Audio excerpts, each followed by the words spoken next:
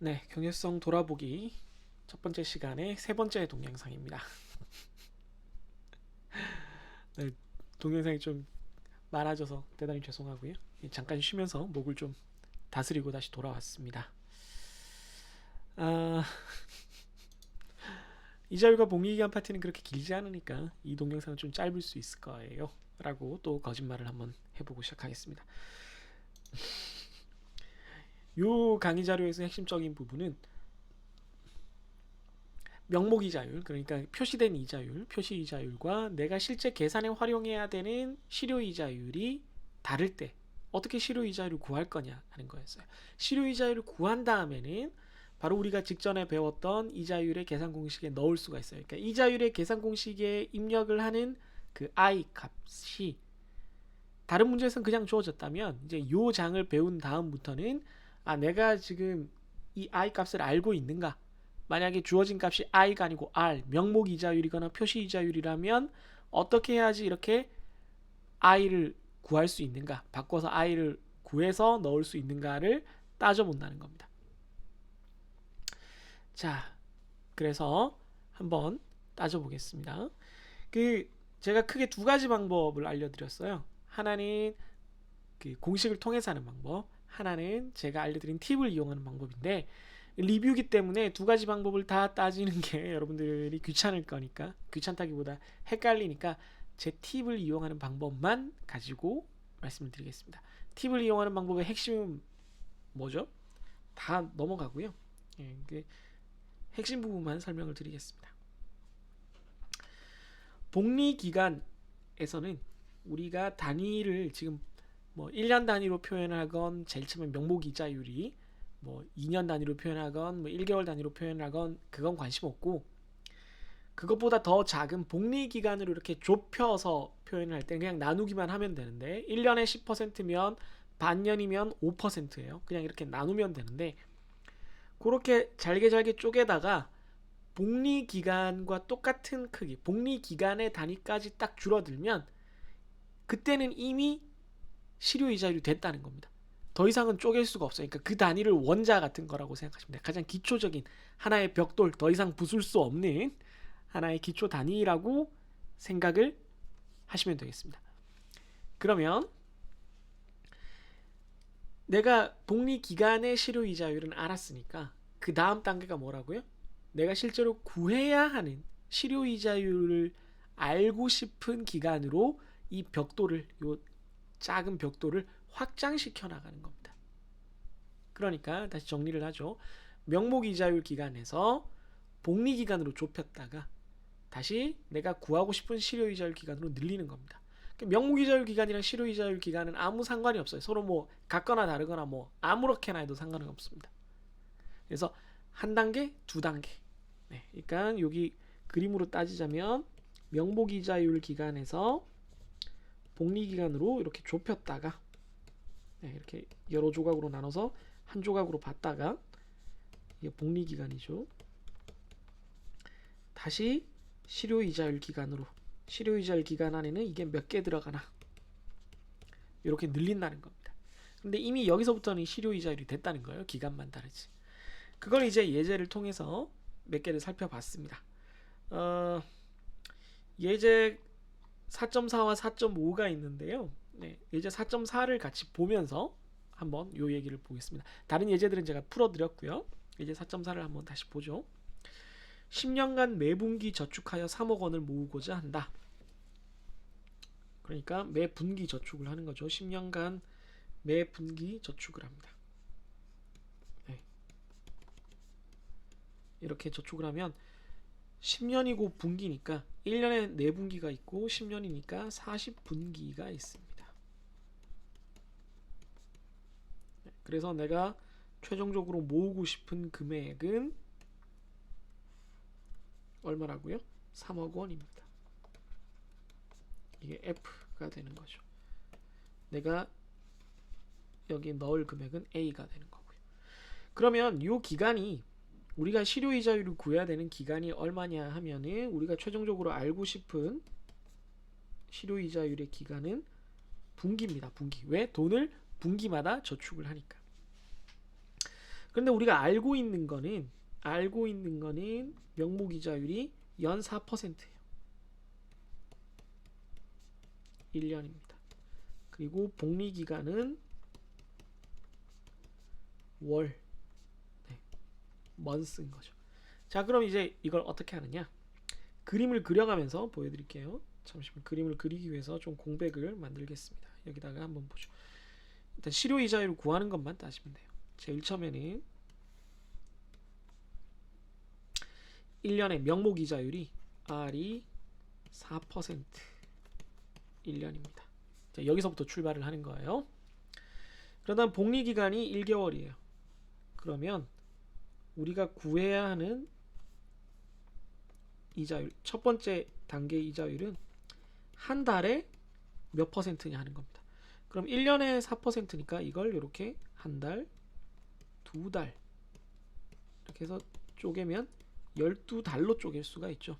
그러니까 12분의 4%가 되겠습니다. 요만큼 한 달이 이렇게 갈라진 거죠. 한 달만 떼낸 거죠. 그러면 3분의 1% 1개월에 이렇게 됐습니다. 자, 이게 1단계예요.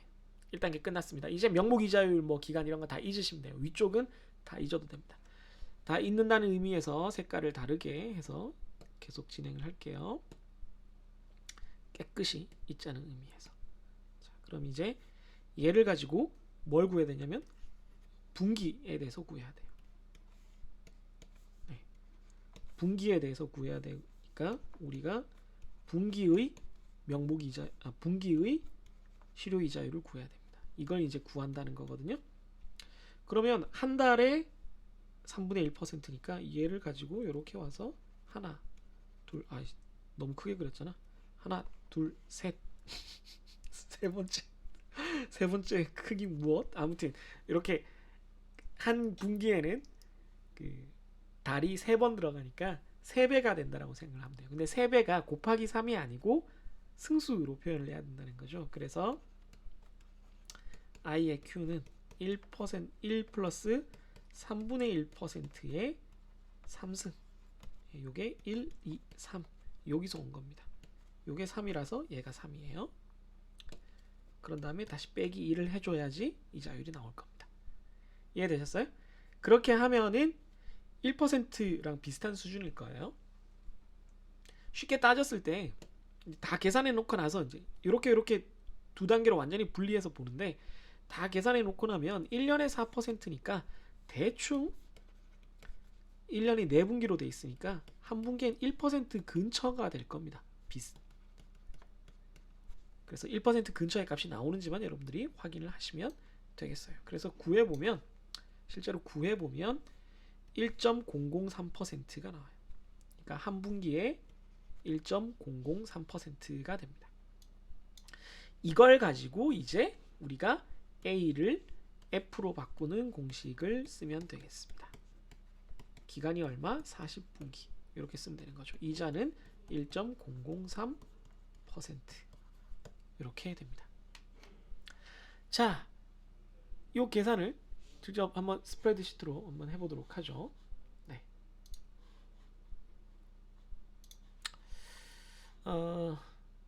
네.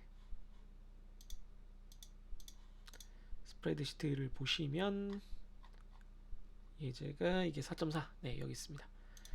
그래서 아까도 봤지만 4%를 12조각으로 나눴기 때문에 한 달의 실효이자율은 3분의 1%, 0.333%가 될 거고요. 그걸 다시 분기로 확장을 하기 위해서 3승 빼기 1 해주면 1.003%, 1%보다 조금 더 커지겠죠. 그래서 이걸 그 3억 원을 모으는 거니까 A에서 F가 아니라 F에서 A군요. 죄송합니다. F에서 A를, F는 알고 A를 구하는 문제네요. 3억을 가지고 A 얼마씩 저축을 해야 되느냐를 구하면 40분기 기준으로 PMT로 해서 이자율 그리고 기간 40, 그 다음에 PF인데 P는 없고요. F만 3억 원 들어갑니다. 예, 억 원은 만 원이 만 개 모인 거니까 3만 원 이렇게 썼어요. 네, 그렇게 해서 쓰면 분기별로 분기당 613만 원. 저축을 해야 됩니다. 613만 원을 저축을 해야지 상환 금액이 아니라 이거 적금액인데 제가 잘못 적어놨네요.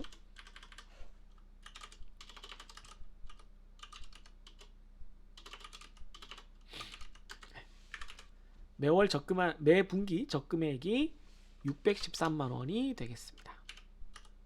네, 이렇게 하면 명확하겠죠.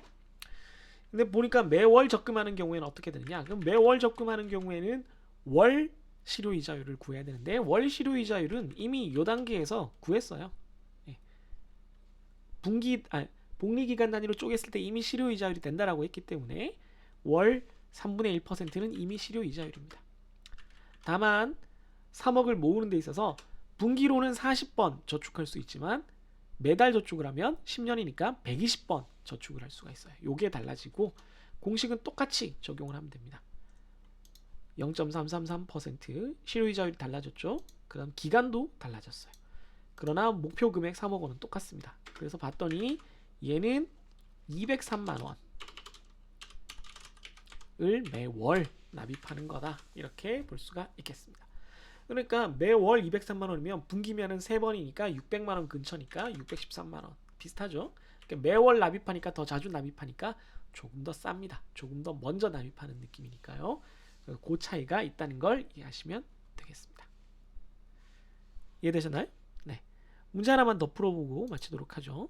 문제 하나를 더 풀어보시면 예제 4.5 오늘부터 매월 60만 원을 11년간 적립한다. 11년이 지난 후에 원리 합계는 얼마인가? 명목이자율은 3% 연속복리이다. 그러니까 연속복리가 지금 또 포인트예요. 연속복리가 문제입니다. 매월이니까 매월 우리가 구하고 싶은 실효이자율은 얼마인지는 모르나 월 단위입니다. 근데 알고 있는 이자율 명목이자율은 3% 1년이거든요. 네. 그러면 연속복리에서는 어떻게 구하느냐면은 그냥 이렇게 구하면 된다 그랬어요. 근데 다만 이게 기간이 서로 다를 때는 요 기간과 요 기간의 비율을 맞춰주면 됩니다. 이게 얼마가 됐어요? 12분의 1이 됐잖아요. 그죠? 1년에서 한 달이면 그럼 여기다 12분의 1을 곱해주면 돼요. 간단하죠? 네, 이렇게 해서 실효이자를 구하면 여기서 보다시피 공식을 똑같이 적용을 했습니다. 빼기 1로 해서 0.250%. 그러니까 정말 12분의 1%한 거랑 똑같이 된 셈이에요. 12분의 3 하면은 4분의 1이니까 0.250이거든요. 그런데 이거 사실 소수점 뒤로 확장해 보면 이거보다 조금 더 큽니다. 포인트는 오늘부터 매월이에요. 그래서 오늘도 납입을 하기 때문에 1년 후가 아니라 오늘 0에도 들어갔기 때문에 횟수가 132회가 아니라 0도 있으니까 133회입니다. 그러면 이게 시작점이 0이면은 1이 아니니까 A에서 F 함수를 쓸 수 없는 거 아닌가요? 네, 쓸 수 있습니다. 전에도 말씀드렸지만 A와 F의 관계는 시작점이 어디든 상관없고 A의 끝점과 F가 동시면 돼요. 네. A의 끝 그리고 F가 동시면 OK입니다. 요걸 기억해 두시면 되겠어요. 그럼 한번 계산을 해보죠. 이것도 스프레드시트로. 스프레드시트 보시면 이자율이 방금 살펴보신 것처럼 그 연속 복리로 그냥 3%에다가 12를 나눴어요. 그리고 빼기 1을 해줘서 0. 제가 소수점 일부러 이렇게 확장해서 보여드리는 겁니다. 0.250보다 약간 커집니다. 그냥 12조각으로 나눈 것보다는 조금 커져요. 그렇게 됐고요. 적립금액이 매월 60만 원이고 아까도 말씀드렸지만 적립기간은 132가 아니라 133이 됩니다. 133에 대해서 계산을 해주면 되니까요. FV를 계산을 해주는데 이자율은 우리가 구한 실효이자율 넣어주시고요. 기간을 133을 넣어주셔야 됩니다. 그리고 매월 A 그리고 P가 들어갈 텐데 P는 없고요. A가 60만 원 마이너스를 넣어주시면 부호가 플러스로 나올 거고요. 그렇게 해서 계산해보면 9,454만 원입니다. 그러니까 여러분들이 매월 60만 원씩 저축을 한다 그러면 얼마라고요? 10년 정도, 11년 저축을 해야지 1억을 모을까 말까 하다는 그런 아주 슬픈 얘기가 되겠습니다. 실제로 그래서 여러분들이 목돈을 좀 모으려면 집을 살려고 좀 저축을 해서 목돈을 모으려면 월 60만 원 이런 수준으로는 안 되고 정말 아끼고 쥐어짜서 막 월 100만 원, 150만 원 이렇게 해야 돼요. 한번 참고삼아 한 120만 원, 두 배로 저축을 해볼까요? 그러면 네, 당연히 두 배가 되겠죠. 1억 8천만 원이 넘습니다. 네, 그러니까 뭐 직장 생활을 25세, 26세에 시작한다라고 했을 때 정말 쥐어 마른 수건이 되도록 막 쥐어 짜서 월 100만 원 이상씩 저축을 해야지 요즘 일반적으로 이제 결혼 정년기라고 불리는 30대 초반 중반이 됐을 때 한 2억 정도를 모을 수가 있다는 거죠. 그렇게 해서 이제 두 사람이 서로 뭐 2억 혹은 뭐 1억 남짓을 모아서 두 사람이 돈을 모아야 뭐 많은 신혼부부들이 원하는 뭐 깨끗한 신축 아파트 전세를 얻을 수 있다는 뜻입니다. 그것도 수도권이 아니라 제가 살고 있는 대전광역시 같은 곳을 기준으로요. 대전도 집값이 너무 많이 올라가지고요. 아무튼 그런 암울한 얘기를 전해드리면서 네, 사장의 문제를 같이 한번 풀어봤습니다. 네, 사장의 뭐 나머지 얘기들은 이제 대출 이자율에 관한 이제 경제 상식 얘기들을 좀 적어봤어요. 뭐 제가 이렇게 설명을 2, 3 금융권에 대해서 그냥 드렸는데 이거 뭐 기사 좀 찾아보시는 게 더 재밌을 것 같고요. 설명 자체는 요거에 관해서 이제 여러분들이 혹시 관심 있으면 뭐 이미 영화를 많이 보셨겠지만 요런 내용들이 이제 등장하는 것들이 뭐 화차도 있고요. 화차도 요런 이 사채 뭐 사실은 꼭 사채뿐만이 아니라 더 이제 어떤 좀 잔인한 얘기들도 나오기는 합니다만은 그런 게 있고 그다음 쩐의 전쟁 뭐 드라마 여러분들은 뭐 나이대가 어떻게 되시는지 모르겠지만 잘 못 본 학생들도 좀 있을 것 같은데 이것도 이제 사채에 관한 거였고요. 그다음 원라인이 이제 이 주제를 가장 직접적으로 다루고 있는데 돈을 빌려서 이제 사람들이 못 갚게 만들어서 사실상 거의 그 사람들에게 대출을 알선해주고 이제 돈을 떼먹는 그런 중간에서 돈을 이렇게 브로커를 해주면서 안 되는 대출을 억지로 되게 하면서 돈을 이렇게 챙겨 먹는 그런 아주 악덕 그런 나쁜 사람들을 다루고 있죠. 뭐 어떻게 표현할 방법이 없나요? 네, 영화는 생각보다 꽤 재밌었어요. 이런 내용들이 있고 우측 하단에 보이는 요 내용 같은 경우도 이게 제 기억에 아마 비스티 보이즈라는 영화에서 이제 마동석이 최초로 이제 그 주목을 받았던 건데 그 하정우가 그 호스트라고 하나요? 호스티스? 예. 그 그러니까 쉽게 말해서 이제 우리가 이렇게 남성 접대부라고 불리는 그런 역할인데 껄렁껄렁한 그런 양아치죠. 삼류 양아치인데 마동석한테 돈을 빌려가지고 안 갚아가지고 이제 줘 터지는 그런 상황인 거죠. 아무튼 그렇습니다. 그래서 이런 내용들이 영화에서 많이 등장을 하는데 그 사채 당연히 1금융권 우리가 아는 은행 대형 은행에 비해서 자꾸 이제 우리가 잘 모르는 쪽으로 넘어가면 갈수록 이자율이 높아지죠. 그래서 극단적으로 이제 사채라고 불리는데 엄밀히 말하면은 사채는 그냥 개인적으로 돈을 빌린다라는 뜻이에요. 제가 요 돌아보기 앞 시간에 금융 설명하면서 돈을 빌려서 누군가에게 자금을 조달하는 거를 채권이라 그랬어요. 돈을 빌린 사람이 채무자, 빌려준 사람이 채권자. 그리고 돈을 빌리는 증서를 채권이라고 했죠. 우리가 쉽게 하는 말로는 차용증. 그런 얘기인데 그 사채는 원래는 이제 또 재무 쪽 공부하면 사채가 회사채를 의미해요. 그러니까 회사가 그 표준화된 금융 상품, 금융 거래 시장을 통하지 않고 그냥 개인적으로 이렇게 뭐 거기를 통할 수도 있지만 회사가 그냥 개별 발행을 해서 돈을 직접 빌리는 그런 회사채를 얘기합니다. 그러니까 그게 더 이제 우리한테 좀 가까이 다가오면 그냥 개인끼리 이렇게 돈을 빌리는 상황이 생기는 거죠. 그래서 이제 개인적으로 이제 돈을 빌려주고 다시 이제 그 돈을 회수하는 그런 과정이 이제 사채가 되는 건데 어, 당연하겠지만 그런 쪽으로 갈수록 돈을 못 갚는 위험도가 커지기 때문에 이자율을 굉장히 세게 잡아요. 그럼에도 불구하고 1금융권이나 이런 쪽에서 돈을 빌릴 수 없는 뭐 개인 신용도가 하락했다거나 이미 그쪽에 빚이 많이 있다거나 해서 대출을 받을 수 없는 경우에 그쪽으로 가게 되는데 거기로 가면은 거의 돌아올 수가 없습니다, 여러분. 그런 극단적인 상황이 아니더라도 우리가 아는 뭐 무슨 대부 업체들 이렇게 광고들 있잖아요. 그런데 여러분들이 함부로 손을 내미는 것은 여러분들의 개인 신용도를 크게 하락시키기 때문에 나중에 복구하기가 굉장히 힘들어집니다. 어지간하면은 그런 곳에서 돈을 빌리지 않는 것이 정말 극단적인 상황이 아니면 빌리지 않는 것이 좋아요. 심지어 그런 기관도 아니고 TV에 광고를 하는 그런 기관도 꽤 무서운 건데 그런 기관도 아니고 그냥 사채 일수 이렇게 쓰여 있는 화장실에 스티커 붙어 있는 데서 돈을 빌린다. 그럼 이제 이자율이 이제 감당이 안 되시는 거죠. 그랬을 때 그런 기관들이 이자를 높게 책정하는 방법이 기본적으로 명목 이자율 자체도 계약을 할 때 보면 서류상에 높게 쓰여 있어요. 그런데 심지어 얘네들이 이걸 일수로 쪼개기 때문에 우리가 복리기간에 대해서 지금 방금 배웠잖아요. 똑같은 이자율이라도 명목기간 그대로 한 번만 이자율을 계산하는 거랑 잘게 쪼개서 이자를 계산하는 거랑 달라진단 말이죠. 그러니까 일수는 날마다 이자를 잘게 쪼개서 계산하는 거고 심지어 날마다 쪼개서 바로바로 받아간단 말이에요. 이자를 극단적인 경우에. 그러면 내가 실질적으로 겪게 되는 이자율, 실효이자율은 더 큰 거죠. 대출이자율 입장에서 실효이자율이 커진다는 건 더 고통스럽다는 얘기입니다. 그렇기 때문에 가능하시면 제 수업을 듣는 학생들한테 제가 늘 이런 얘기를 강조를 하는데 함부로 절대로 뭐 몇 년 전에 이제 몇 년 2년 전인가요? 뭐 비트코인 한창 유행할 때 그런 얘기를 가끔 들었어요. 뭐 제가 아는 누구는 뭐 어디서 뭐 급하게 이제 캐시 땡겨가지고 비트코인에 투자해서 돈을 벌었답니다.